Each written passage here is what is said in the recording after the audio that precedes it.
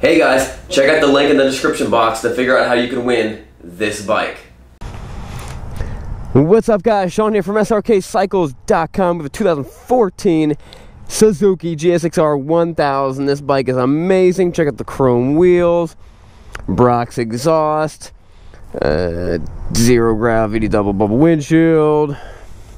I'm sure it's got a power commander somewhere in there. Guys, let's start real quick. Words of wisdom, Deuteronomy 31:8. The Lord is one who goes ahead of you. He will be with you. He will not fail you or forsake you. Do not fear or be dismayed. That's encouraging, especially for those people going through the hurricane stuff.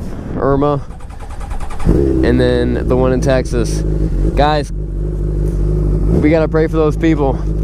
A lot of serious stuff going on. I know a lot of people in the rest of the world are like, you don't feel anything. You get some extra rain, but people's worlds are getting shaken. You know, they're in situations that we may never feel. Yeah! I love these bikes. So, before I ever actually rode the GSXRs, the 600s, 750s, 1000s, I was kind of against them because I thought it was kind of a fad. You know, it became like the Ninja. Every sport bike was a Ninja, but then for a while everything was a Gsxr. Yo, Gsxr, man! And everyone had them, and I was like, I'm like, nah, I'm a Yamaha guy. And then I started. I was in work for a company, and I got a chance to ride all these bikes, and I just fell in love with these GSXR 1000s.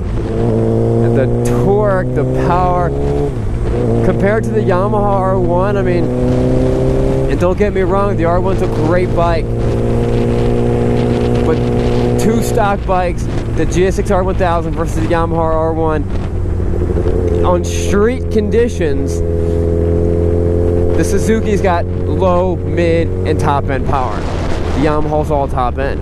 It's got a little bit of mid, it's all top end. Feels a little bit sluggish on the low. And that's how they make it. The 600s are the same way. But in street conditions, I want a little bit of power on my bottom end. I want to be able to pop it up at 3,000 RPMs, you know? Is that too much to ask? Now on track, hey, it's a different story. Because you just don't notice it. Because you're never at those lower RPMs.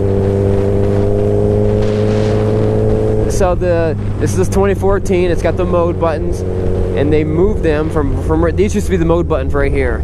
Now it says meter, I don't know what's that. Okay, that's just like the accessories and odometer, turbometer. Now the mode button's back up here, where it used to be the infamous pass button, and it was yellow, and people would press it and they'd be like, what happened? I don't really know what happened. And all it would do was flash your high beams. I have no idea why they did that, what the purpose of was it for. I don't tell people I'm passing them. I just pop my front wheel up, pass them, and then tap them in the head with my front wheel, and they know I passed them. What is going on here? I'm about to roundabout this roundabout. So roundabouts are great ways that you can just get lower and lower and lower, and you can be like, yeah, and just go a little faster, a little faster, a little faster. And this is kind of a small roundabout. It's better if you had a little bigger diameter roundabout. It's better if you had a bigger diameter roundabout, but it's still fun. Still gets the point across.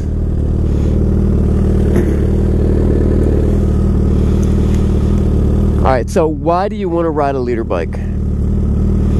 Do you want to ride a leader bike because your friends ride leader bikes? Have you been riding a bike because you're a crazy person? Let me show you.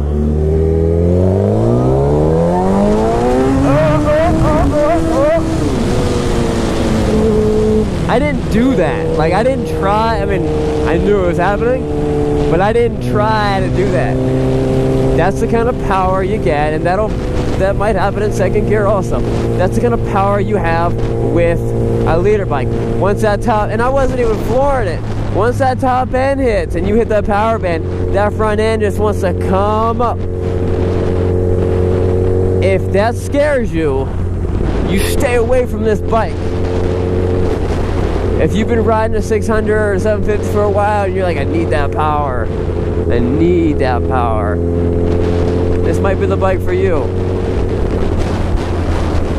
There, you will not find a twitchier, less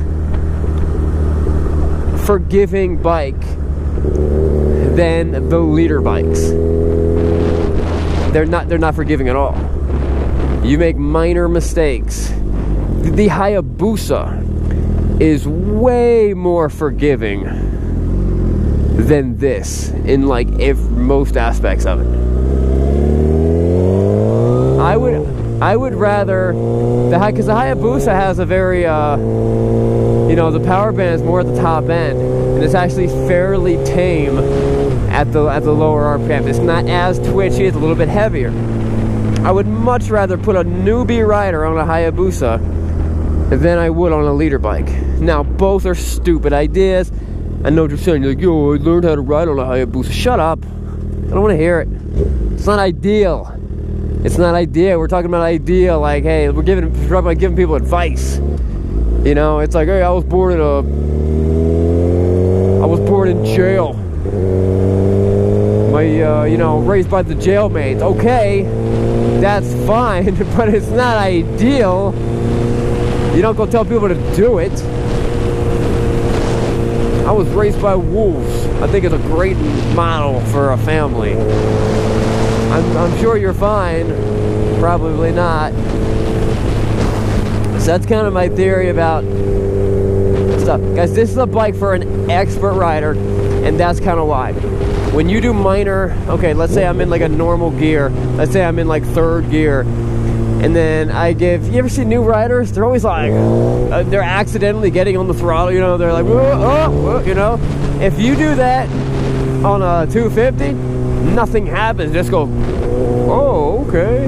You do it on this, oh, I'm in a tree, you know.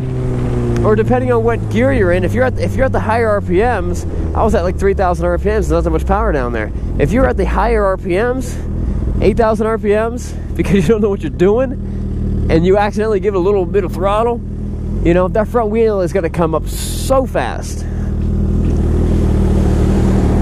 And if that's not comfortable for you, that could be a horrifying situation. If you don't want that front end, the front end on this bike never comes up when I don't expect it. Watch this.